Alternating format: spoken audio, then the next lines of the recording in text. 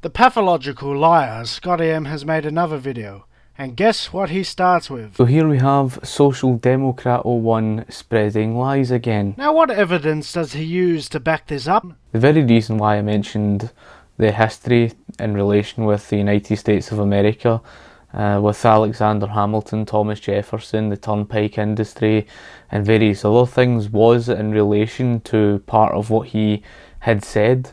He said that capitalism was to do with, corporatism, and that... You did change the subject. What does Thomas Jefferson, Alexander Hamilton and the turnpike industry got to do with the German economy under the Nazis? Absolutely nothing. You were just running away from the topic as usual and attempted to change it. You did not like it when you were called out. He tries to make it out as if I changed the subject.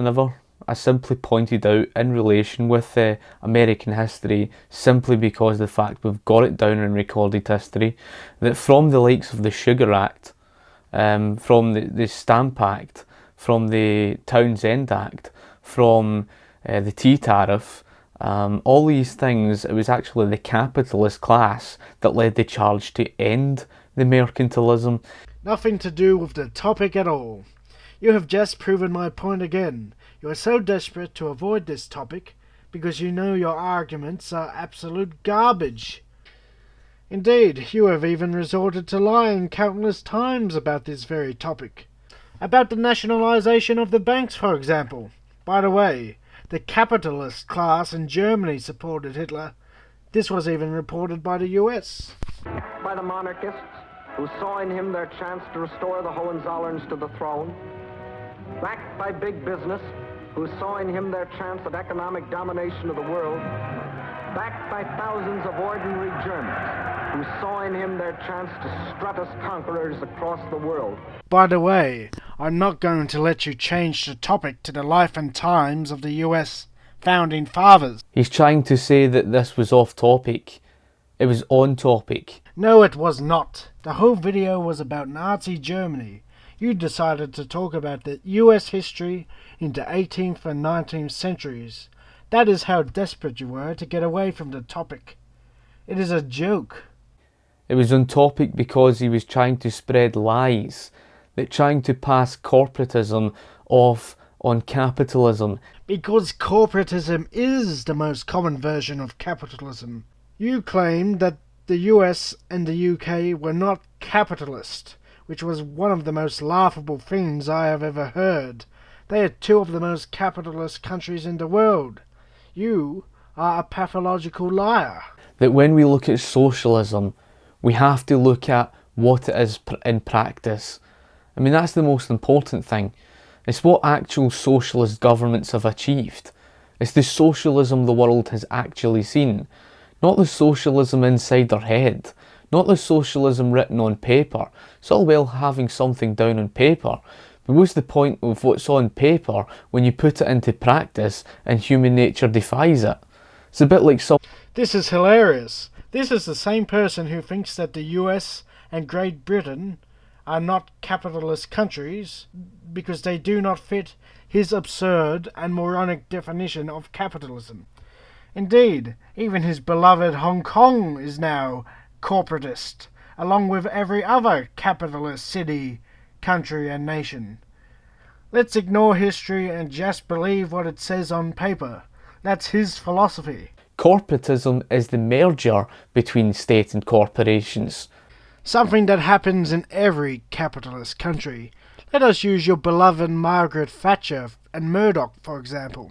Indeed, Thatcher's corporatism was very sinister, especially when everyone knew that Murdoch's media empire were biased in favour of the Conservatives and constantly attacked Thatcher's opposition. A collectivist system because people are forced into a collective group, forced to pay taxation to government. That's all part of socialism. So every country in the world is socialist because it makes their people pay taxes. Your statement proves that your ideology will never be implemented in the real world because it is a complete and utter fantasy where no one pays taxes and everyone lives in a happy land.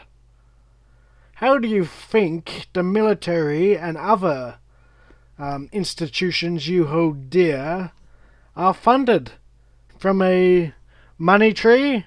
Well, that's the thing, you don't understand individualism and collectivism, because individualism means that the basis of society, the primary element of the economy, is the individual.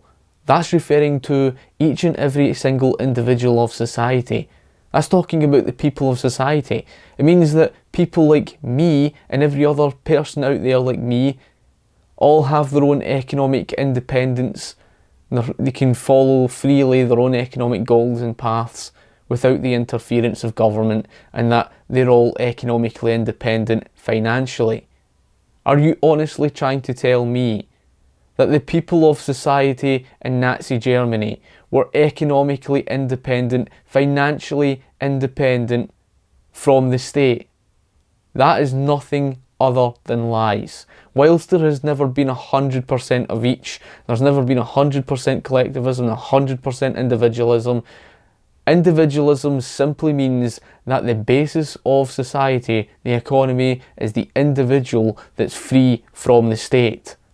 In other words, the normal people of society. We're not talking about just people who are business owners, we're talking about the whole of society, okay?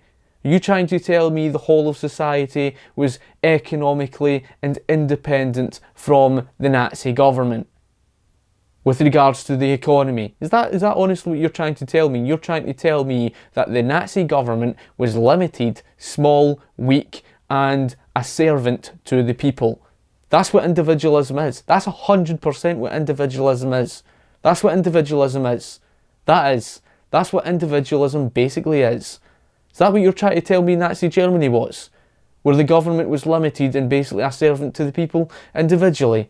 Is that what you're trying to tell me that Nazi Germany was? What a load of rubbish. Governments the servant of the people under right-wing capitalists like Thatcher and Pinochet? You must be having a laugh. Powerful and rich individuals, those who own capital, have far more influence than, say, a normal trade union member.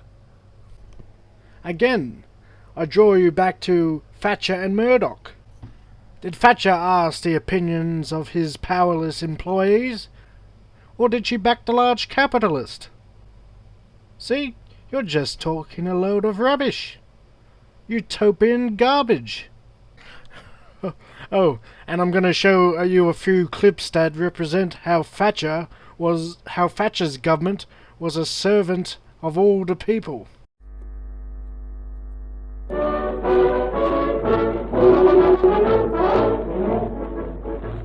Se prenderemo il negus gliene farem di belle. Se prenderemo il negus gliene farem di belle. Se lui farà il testardo noi gli farem la pelle. Dai, dai, dai, la vicino vincerai. Ha molte terre incolte che non sa far fruttare. Ha molte terre incolte che non sa far fruttare. E noi sarem capaci di andarle a conquistare. Dai, dai, dai, l'Abissino vincerai. Se l'Abissino è nero gli cambierem colore. Se l'Abissino è nero gli cambierem colore. A colpi di legnate poi vi verrà il pallore. Dai, dai, dai, l'Abissino vincerai. They centralised education by nationalising it. They centralised healthcare by nationalising it. They even, nationalised the automobile industry in Austria. They nationalised the churches in Austria. Where is the evidence? You have shown to be a pathological liar on this issue before. Remember when you claimed that Nazi Germany nationalised the banks when they actually privatised them? Germany had nationalised healthcare since Bismarck. They had state-based education since the Prussian era, with only a few private schools. Furthermore, Many churches actually lost public funding when the Nazis took over Austria. You lying clown. The government that had preceded the Nazis in Austria heavily funded the churches. In fact, Austria was ruled by a clerical fascist dictatorship. But you didn't know that, did you? You have no idea what you are talking about. They done so much more. They even had their own trade unions called the German Labour Front that you try to deny were trade unions. You have shown yourself to be a liar again. The German Labour Front was not a union. Workers could not even strike or collectively bargain, which, as you know, is the key function of trade unions that workers use to fight for their rights. So, we can say Hitler was even more anti-union than Thatcher. They controlled and directed the entire economy. That's collectivism. Once again, I point to this excellent article from Cambridge University, which shows that you are a liar.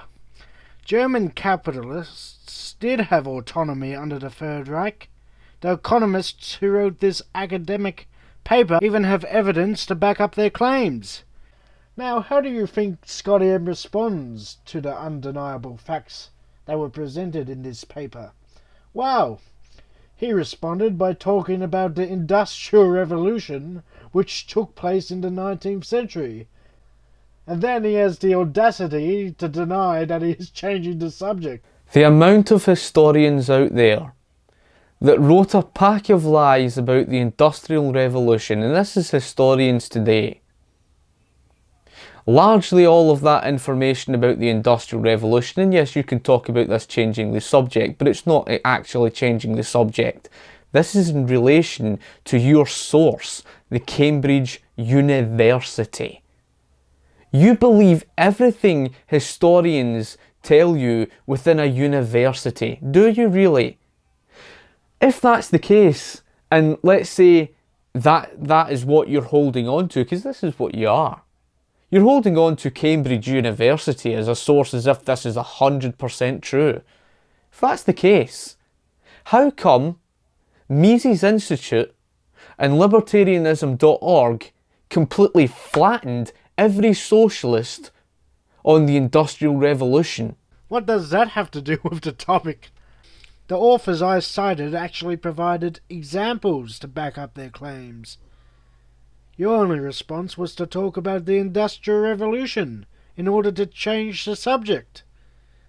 You make it very obvious. You can talk about Thomas Jefferson and Alexander Hamilton, the Industrial Revolution and the turnpike industry, and even the life and times of the prophet Moses if you so wish. But all it does is show that you are desperate to change the topic. And if I was in your position, I would want to change the topic as well.